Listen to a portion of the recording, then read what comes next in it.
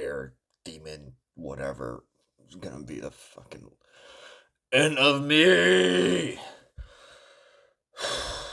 Sorry, it's been a long night. I'm Teddy. My new co-host, I guess you can say, kept me up all night trying to get access to my phone, which at some point he did, and started shit posting on Twitter, X, formerly known as Twitter. So, if you see some crazy shit on on X, yeah, that's all him. That's totally. Ugh. But ugh. Nonetheless, let's get to it. Morning news. It's your boy M. Teddy is currently out doing God knows what. I really don't know what. I don't. I really don't want. I really don't want to know what he's doing. But yeah, let's get to the news. If you haven't known yet, Betty Boop, as of next year, is going to become public domain, which I'm kind of excited for because with the latest trend of a lot of independent filmmakers making horror movies based off of classic IP, um, I hope something different comes out of it. You know, instead of it being just like straight horror movies, they they do something pretty cool and like I would say epic, but like like straight up just like cool and very like stylized. Where and I pitched this idea to the director of Popeye the Slayer Man this year at Comic Con during a panel that I pretty much asked him if he had any plans of turning Betty Boop into a femme fatale who goes on a killing rampage, and he didn't have any plans and suggest I make come up with it or make the movie. So I've been brainstorming a lot, and I kind of have like a decent plot kind of set up. I still need to fleshed out. I still need to write it. It's I. It's all baby steps right now, but I'm hoping it happens. I manifest it into existence. But nonetheless, let's read the news. The cultural works becoming public domain in 2026, from Betty Boop to Nancy Drew. And we got a very, very original drawing of Betty Boop. And for people who don't know, Betty Boop used to be a dog before they start giving her human traits, human characteristic traits. And as you can see, she got the loopy ears, which eventually turned into her, iconic hoop earrings. She had the droopy face, like like a dog, but nonetheless, let's continue. A new year means a new parade of classic characters and works entering the public domain. Under U.S. law, the copyright on thousands of creations from 1930, including films, books, musical compositions, and more, will expire at the stroke of midnight on January 1st, 2026, meaning they will be free to use, share, and adapt after nearly a century. And I'm kind of excited for it just because, like, Betty Boop. Come on. But yeah, I think this is my favorite crop of works yet, which is saying a lot, says Jennifer Jenkins, the director of Duke University Law School Center for the Study of Public Domain, who has compiled an annual list of public domain entrants for over a decade. This year's treasure trove features famous faces like the original Betty Boop, whose iconic hoop earrings originally took the form of floppy dog ears, and the initial version of Disney's Pluto, who first went by the name of Rover. So Pluto, the original, I guess, version of Pluto is also becoming public domain. So we might see some like horror movies about Rover, but nonetheless, that's not only that's not only exciting itself, but it's really an opportunity to look back at the history of these two incredible animation studios, Fleischer and Disney, and how their styles are imprinted in the DNA of today's cartoons, Jenkins says. That's just a fun rabbit hole. And yeah, I know for a while the Comic Con Museum here in San Diego had a Betty Boop exhibit, and I learned a lot about Betty Boop. At some point, Disney owned the rights to Betty Boop and produced a animation where Betty Boop don't look like Betty Boop. I mean, yeah, she had the iconic characteristic traits of Betty Boop, but instead of having black hair, they gave her orange hair and green eyes, and it was rather interesting to see. you know, and eventually they were able to use Betty Boop and Who Framed Roger Rabbit, but that's all history.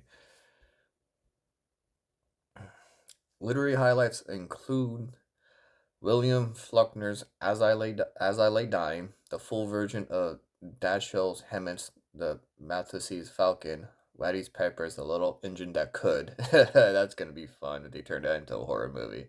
The first four books of Nancy Drew detective series and The Murder of Vicarage, Agatha Christie's first Miss Maple mystery. The movie selection spans war stories, musicals, trailers, westerns, comedies, and more coming from directors including Alfred Hitchcock, that's cool, Howard Hughes, and Salvador Dali, really. Among them are all quite on Western Front Ammo Crackers starring the Marx Brothers, nice. 1931 Best Picture winner, uh, sorry if I butchered this, Cimarron, and two Marlene Dietrich films, Morocco and The Blue Angel. Several movies on the list feature future stars in their clearly early days. Bing Cosby's first film appearance in The King of Jazz, Greta Garbo's first talkie, Anna Christie, and The Big Trail, John Wayne's first leading role. That's pretty cool.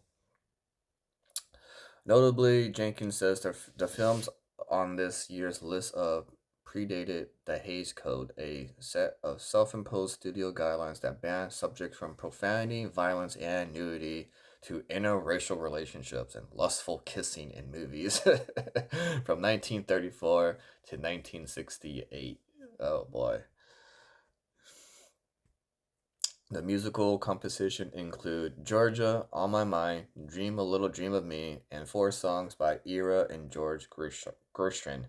I Got Rhythm, I Got a Crush on You, but Not for Me, and Embraceable You. Among the artworks are Pete Mondrian, composition of Red, Blue, and Yellow, and the Jules Rimet Cup by Abel Laffer, the original trophy of the FIFA World Cup from 1930 to 1970. Jenkins says her sorry.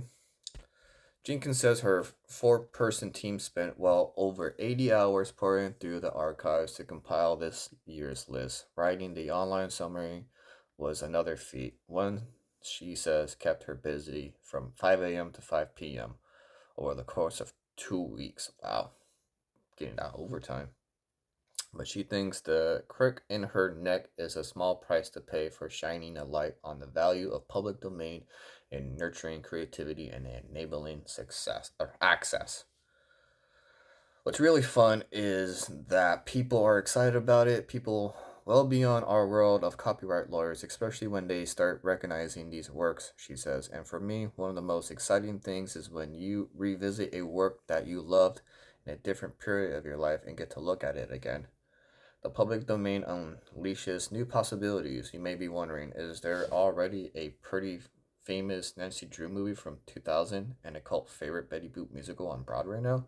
Yes, but those productions had to get permission and pay money to adapt those characters at the time, Jenkins said. What What's different now is if you and me are really good at choreography and dance moves and writing lyrics for songs, we can make our own musical featuring Betty Boop 1.0 and we can go in whatever crazy directions we want, she says. As a matter of fact, a Betty Boop movie is already in the works following A string of 2025 scary movies starring villainous versions of freshly new, non-copyrighted Peter Pan, Bambi, and Popeye. Also, a Minnie Mouse slasher is due to release in 2026. Well, you heard it there. Yeah, they're making a Betty Boop horror movie. Oh boy, that's gonna be interesting. Maybe we do get our Vim Patel, unaliving spree to keep it, YouTube friendly. Not all adaptations have to be dark. Think West Side Story drawn from Shakespeare's Romeo and Juliet. Uh, ah, sorry, I'm gonna butcher this name. Percival Everett reimagining of Huckleberry Finn and the 2024 book James, and of course the Wizard of Oz inspired Wicked movies. And public domain isn't just good news for those who want to create art, but also for those who simply want to consume it. It goes well beyond creativity to availability, to preservation, and to being able to use things freely in schools, Jenkins explains. For example, Jenkins said uh, book tends to become cheaper and available in more editions once they enter public domain. A lot of creative works from the 1930s haven't been in print for decades, and ownership questions have kept many from being available online at all, at least while they were under copyright. Publishing houses go out of businesses. People die. Ownership changes hands, Jenkins added. I mean, who on earth owns the copyright to those random works from almost a century ago? And then when they go into public domain, you don't have to worry about that. Another benefit is that third parties can now digitize old films and sound recordings that have physically deteriorated. Sorry for my butchering. Over the decades, allowing for their preservations and wider distribution. Jenkins says that especially exciting for teachers who can make use of these resources for free at a time when schools' budgets are shrinking, and even those who are not regularly in a classroom can learn a lot from this sampling of works. Now, we're all having these conversations with our chatbots and wondering what it means that we're we we're reacting to an artistic work or to words that are generating by machine. It was just really, striking to feel the humanity behind all these works from 1930s. Jenkins said, explained that they were all created by people living in the shadow of World War One.